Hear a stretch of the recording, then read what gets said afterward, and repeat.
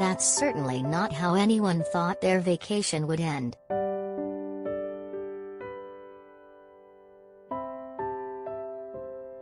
HBO's The White Lotus, the outrageously funny limited series from creator Mike White, aired its season finale Sunday night, finally solving the mystery offered in the premiere about who died at the White Lotus resort, and who killed them.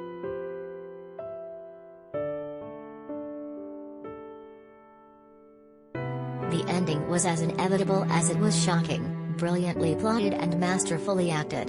And while conclusions to mysteries in many TV shows provide justice and resolution, the ending of Lotus offers the far more realistic sense of unease and unfairness. The privileged guilty are treated as blameless, while the victims and bystanders are left to clean up the mess.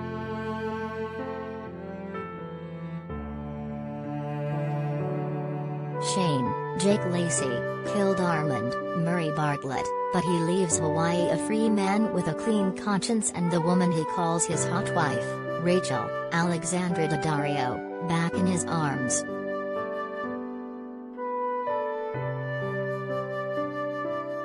Lotus, fundamentally, was a series about the odiously rich acting in a predictably, and harmfully entitled, manner. And White resists the urge at every turn to tip the scales of justice to favor the marginalized, working-class people caught in their way. Although the world of Lotus may be heightened by drama, the availability of drugs and the eccentricity of at least one mother-in-law, it is firmly grounded in the messy, unjust world we all actually live in.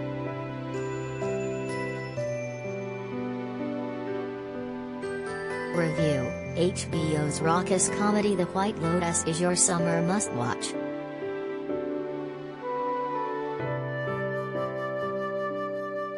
The final episode, Departures, picks up in the aftermath of the robbery at the Mospechers suite that Paula, Brittany O'Grady, pressured her vacation boyfriend Kikoa Kekumano into committing. Shane sees Mark's, Steve Zahn, black eye at breakfast and gets the whole tale of the encounter with a robber the day before, while Paula squirms in her chair at the table.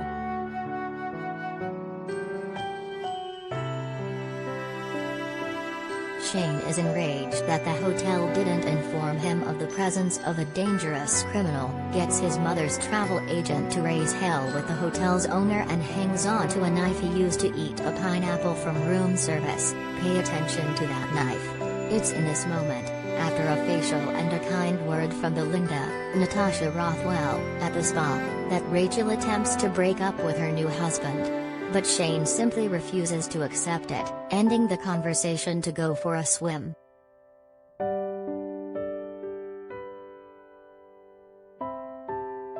Over at the Mospechers, Quinn, Fred Heckinger, and Mark, Steve Zahn, finally go scuba diving, while Paula vomits over the side of the boat. Quinn also expresses his desire to stay in Hawaii and train for a canoe race with his new friends. Mark and Nicole, Connie Britton, brush off his teenage folly, and prepare to leave the next day. Olivia Mossbacher, Sydney Sweeney, confronts Paula about the robbery and the two fight, sending a crying Olivia into her surprised mother's arms. Eventually, the two friends reconcile and Paula sobs that she messed up. To be fair, she really did.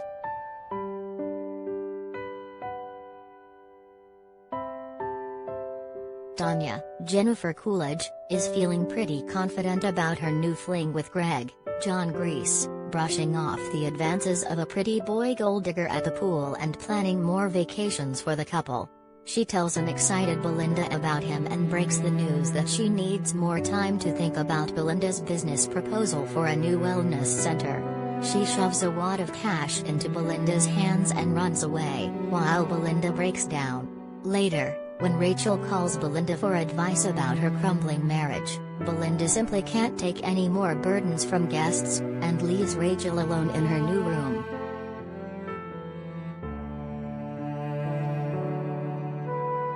Spurred by Shane's conversation with the travel agent, Armand receives a call from his boss, with the ominous promise of a meeting the next day. Convinced Hess about to be fired, he grabs Dylan, Lucas Gage, and heads for his office for one last night of partying. The two are soon joined by other employees, drinking and doing quite a few drugs. Armand slaps his veneer of a smile on for one last dinner service and then decides he has unfinished business with Shane.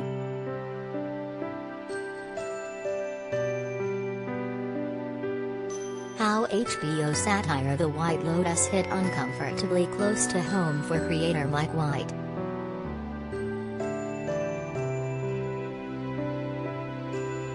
An intoxicated Armand breaks into Shane and Rachel's beloved pineapple suite and graphically defecates in his nemesis' open suitcase, just before Shane walks back into the room. Shane discovers the present Armand left him and immediately calls the front desk in a fury. Armand tries to quietly escape the suite, but Shane hears him and grabs the pineapple knife, fearful of an intruder.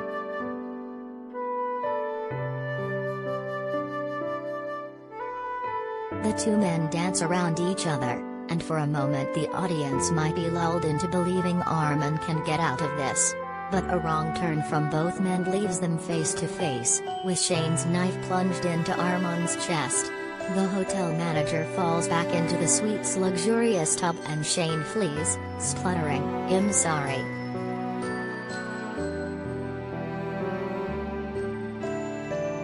The 50 best TV shows to watch on HBO Max right now, from The White Lotus to Hacks.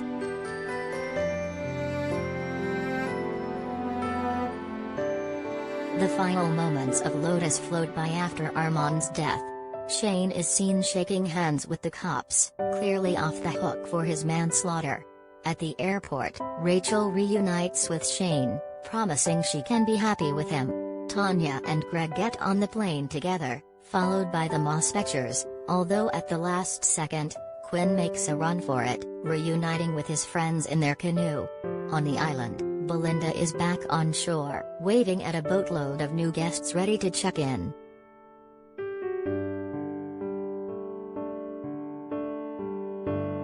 Everything changes, everything stays the same.